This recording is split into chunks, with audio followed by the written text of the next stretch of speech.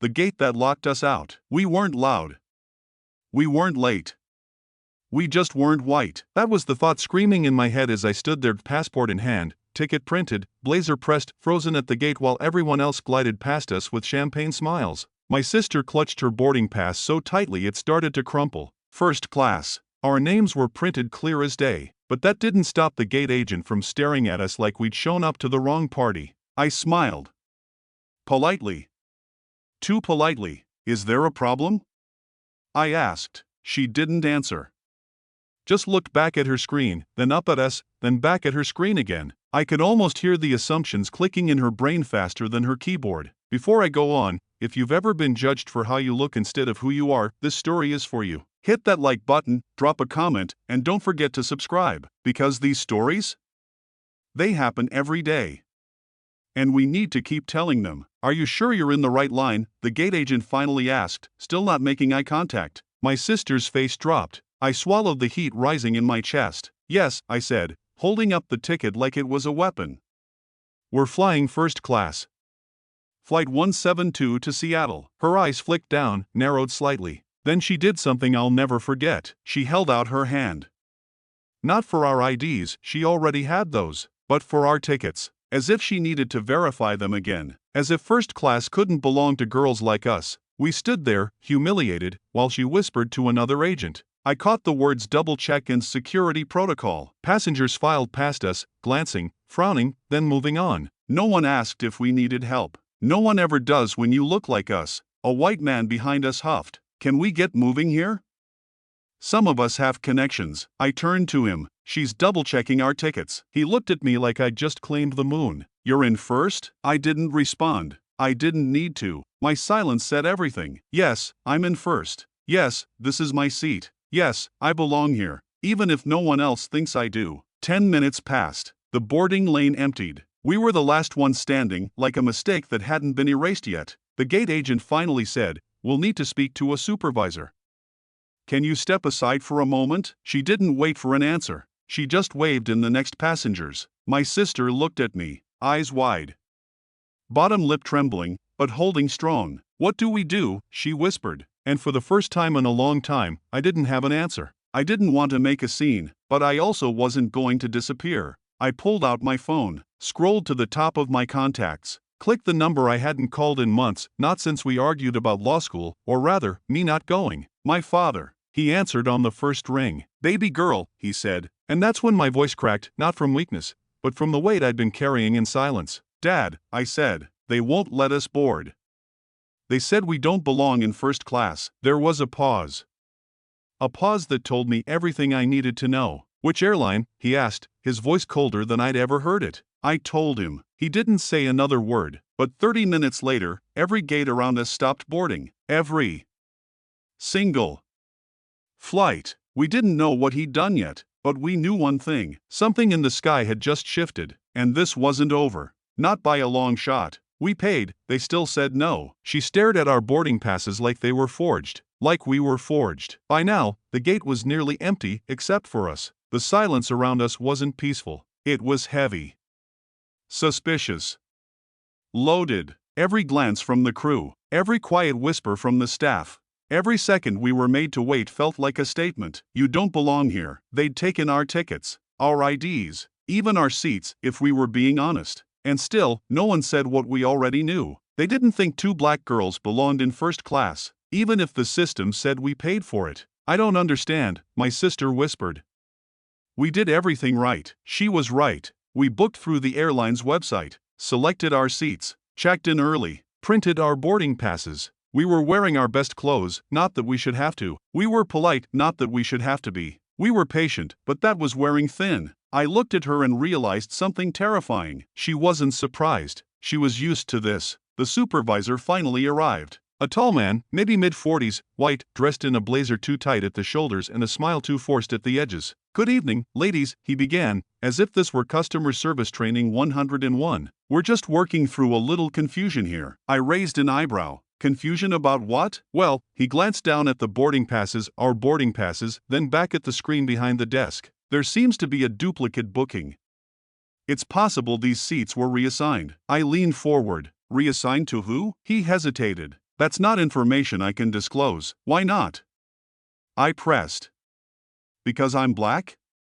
Because I'm female?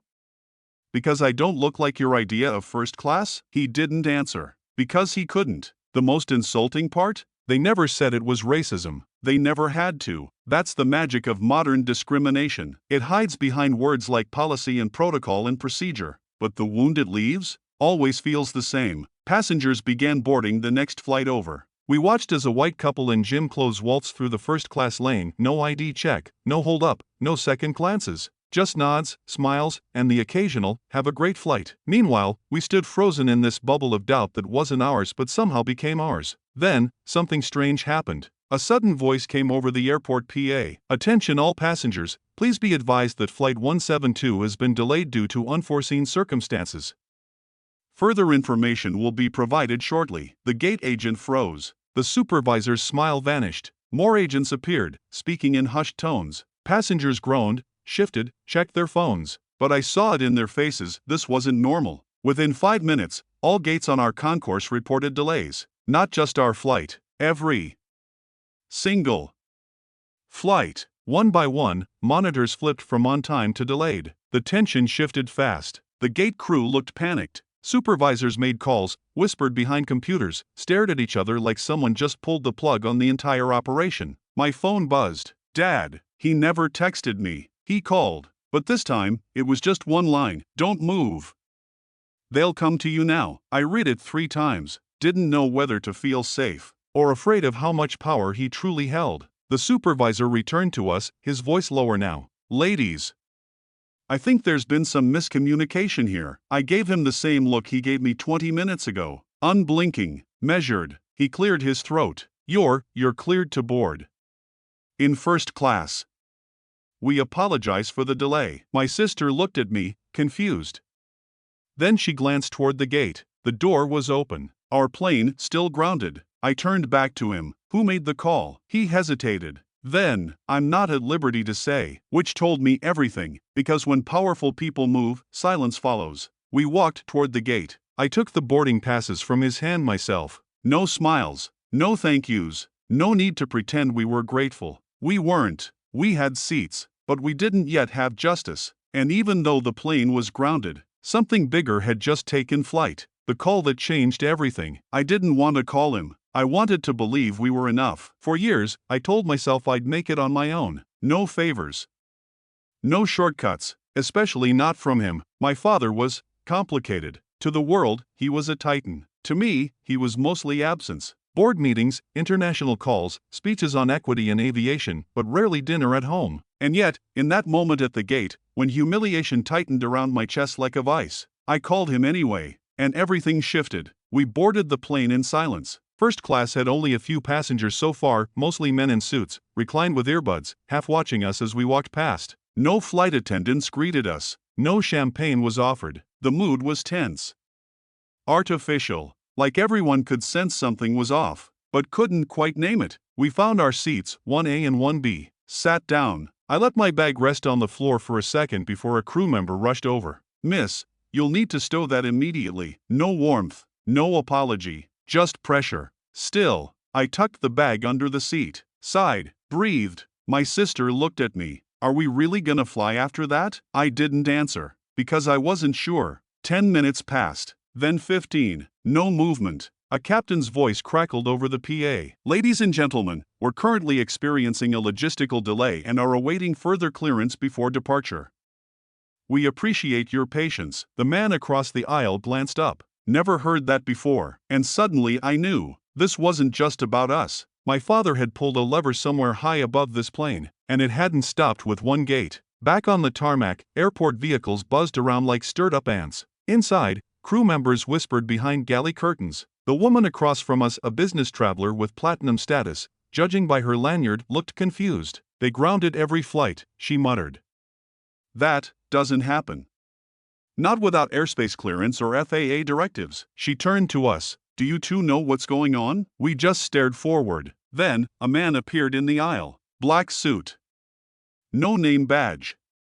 Silver tie. He didn't look like TSA. He looked like someone who didn't wait for permission to speak. He leaned toward the purser and whispered something. The purser nodded, then quickly turned to us. Miss Avery?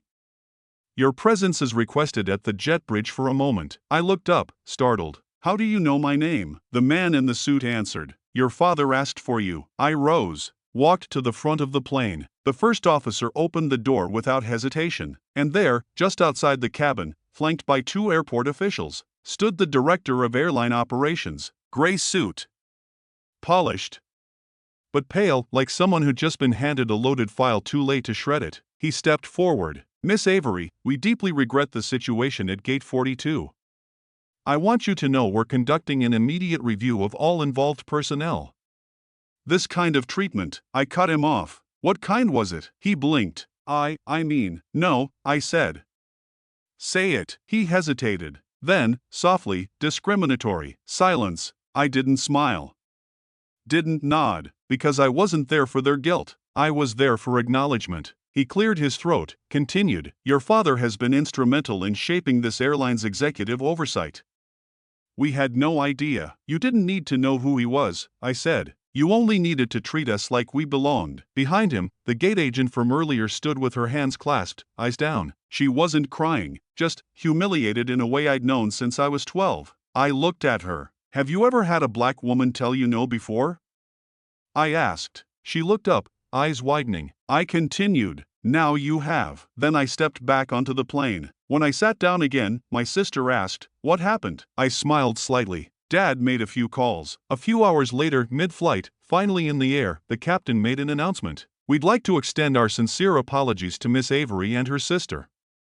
As of this evening, our airline is launching a full audit of gate-level treatment protocols across all major hubs. You could feel the shift in the cabin. People sat straighter. No one said a word, but everyone knew. This was no longer about 2 girls in row 1. This was about what happens when power has roots. I leaned back in my seat. For once, I didn't feel small. I felt seen, not because of what my father did, but because we forced them to show what they were capable of all along. Sir, we didn't know. They knew our seats now, but they didn't know who pulled the strings above the clouds. By the time we landed in Seattle, I had received 5 emails from the airline's executive office, each one more polished than the last, each one colder. Miss Avery, we regret the inconvenience. In accordance with internal guidelines, we take these matters seriously. Rest assured this is not reflective of our values. All of them avoided one word, racism, and all of them had one thing in common, fear. At baggage claim, a representative in a Navy uniform was waiting with a placard bearing our names. She greeted us like we were royalty,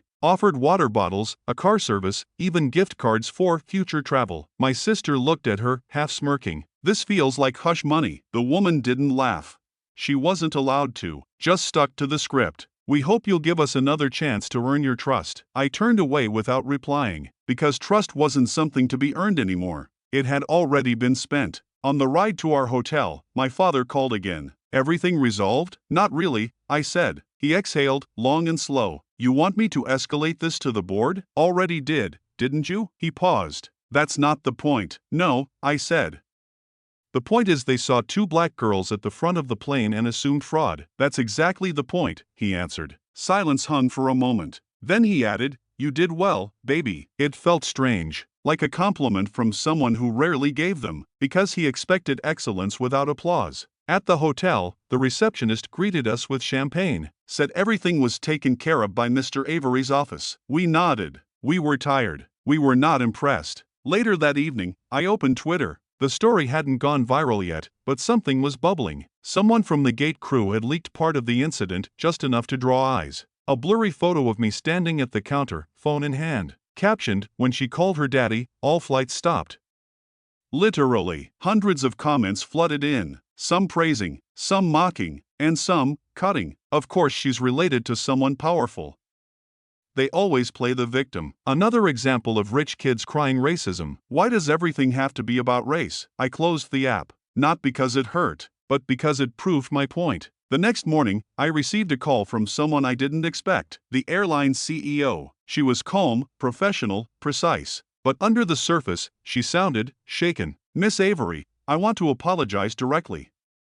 What happened was unacceptable. I let her speak, then asked, would you have called if I weren't my father's daughter? She paused. I don't know. That's the real problem, I said. Your systems aren't broken. They're functioning exactly as designed. Silence. Then, would you consider joining our equity advisory panel? I nearly laughed. You want me to advise the system that tried to erase me? No, she replied. We want you to rebuild it. And for the first time, I felt it. Not victory, not validation, but leverage. And I wasn't going to waste it. Not just another flight. What they didn't realize was that this wasn't about seats. It was about ceilings. They thought we were angry because we missed champagne, because we didn't get a hot towel or early boarding, because our egos were bruised. They didn't understand. This wasn't about first class. It was about first impressions. It was about the message we were sent at the gate. You don't belong where we expect power to sit. But what if we didn't just sit there? What if we stayed? What if we rewrote the entire boarding protocol? Because the truth is, we weren't just passengers. We were proof. If you've ever been underestimated, misjudged, or flat out disrespected for how you look, this story is for you. So hit that like button, drop a comment to tell us what your moment was, and subscribe for more stories that speak truth with power. We're not done flying yet. When I got off the phone with the CEO, I didn't feel triumphant. I felt measured. I felt precise. Because now I had something they hadn't expected. Agency. I called my father again. I want in, I said. He didn't ask what I meant. He just said, okay. By the end of the week, I had access to documents few people my age, or my gender, or my skin tone had ever touched. Customer protocol manuals, staff training rubrics, escalation flowcharts. I didn't want revenge. I wanted accountability. There's a difference. Meanwhile, the media had caught on. A viral blog post from a fellow passenger went up. I watched racism at Gate 42, and I did nothing. News outlets began requesting interviews. I turned them all down, not because I didn't want to speak, but because I didn't want this to be reduced to a headline. Not yet. Instead, I started with the airline's internal training teams, quietly. I sat in on Zoom calls with HR departments that had never seen a 22-year-old black woman in a position of critique. I asked them questions they couldn't answer. What do your agents assume when a black woman hands over a first-class ticket? What's the racial breakdown of your gate-level management? When's the last time your boarding procedures were reviewed by someone outside your current leadership tree? Silence. Shuffling papers. One woman said, "We've never looked at it that way." Exactly. Then I wrote my own protocol. Line by line. A new script for gate agents. A new system for ID checks that eliminated intuition as a valid basis for secondary screening. I called it the Avery Amendment. The airline didn't publish it publicly, but they adopted it unofficially. I knew it when I flew again, 2 months later, to a leadership event in Atlanta. Same airline, different airport. And this time, the gate agent smiled, checked my name, and said, "Thank you for flying with us, Miss Avery.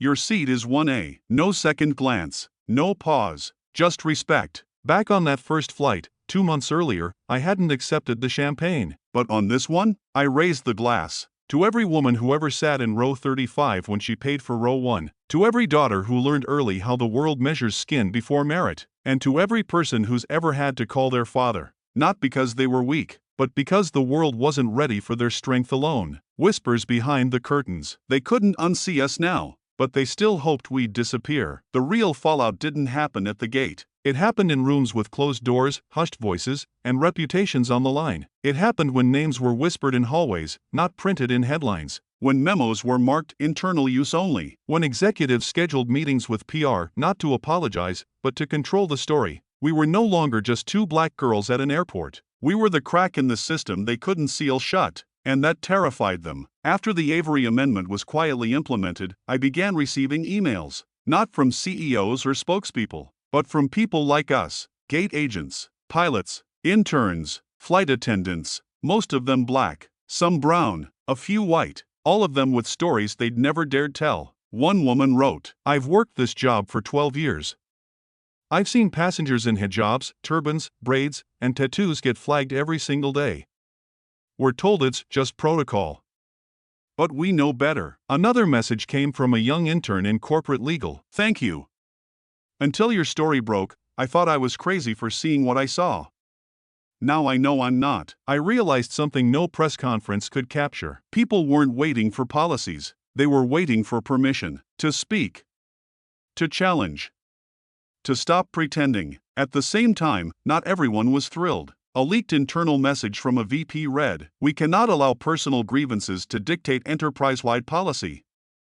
This sets a dangerous precedent. Another read, she's young. She'll burn out. Or get bored.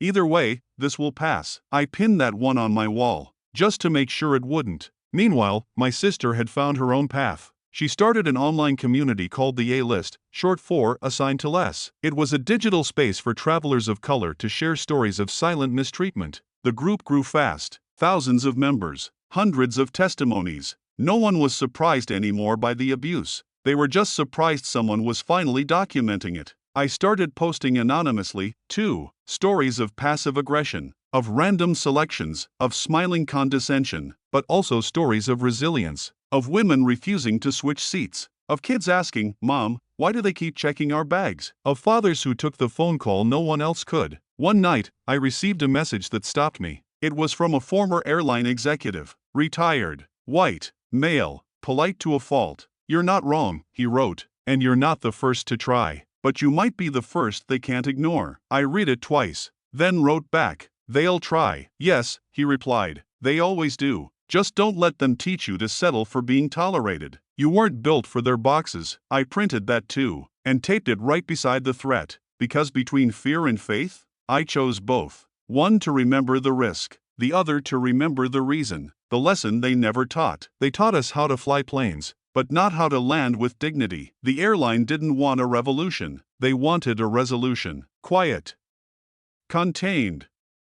Controllable. But the story had already moved beyond them, past their boardrooms, past their apologies, past the rewritten protocols they hoped would buy silence. This wasn't about one flight anymore. It was about every gate where someone had ever been told, "You're not where you belong." And it wasn't just in the air. My sister's online group, the A-List, exploded. Within weeks, it evolved into more than just a digital forum. It became a movement. Workshops were hosted. Community chapters formed in major cities. Law students began offering free counsel to travelers who believed they'd experienced discrimination. Even pilots, yes, actual commercial pilots, joined anonymously to share what they'd seen behind the cockpit doors. The testimonials were staggering. A black nurse denied boarding because her name didn't match the passport format. A Latino father flagged 5 times in 5 different airports for unusual family configuration. An Asian woman told she couldn't sit in the exit row because she might not understand instructions. Every story peeled back another layer of the quiet racism that dressed itself up as regulation.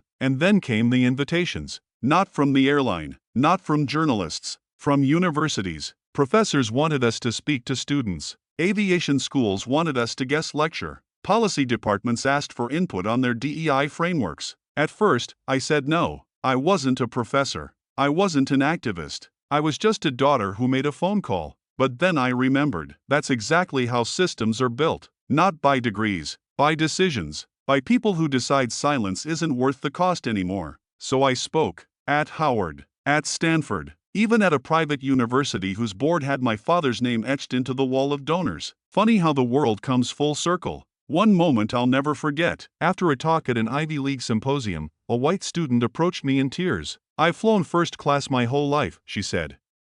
"And never once did I wonder why no one else looked like me." I nodded. "It's not your fault," I told her. "But now it's your responsibility." Meanwhile, my father stayed quiet. Publicly, at least. He didn't want interviews. He didn't want thanks. He only wanted to make sure the door didn't close behind us. One day, he called and said, "You've made me proud." I was startled. "Really?" He laughed softly. "You've made this mess harder to sweep under the rug than I ever did." That's when it hit me. He didn't just make the phone call. He built the tower the call came from. Years of silence. Years of deals and boardroom nods and handshakes he didn't like. All of it was groundwork for the moment when he'd have to use it. And then he handed it to us. To do what he never could. Not because he wasn't brave, but because he was tired. I wasn't. Not yet. Legacy on the jet bridge. The day they denied us a seat, they handed us a platform. I used to think power meant having the last word. Now I know it means creating space for others to speak. We didn't ask to become symbols. We didn't want to carry the weight of representation. But when the system tried to shove us out of sight, when it hoped we'd shrink from the spotlight, we stayed standing. And that,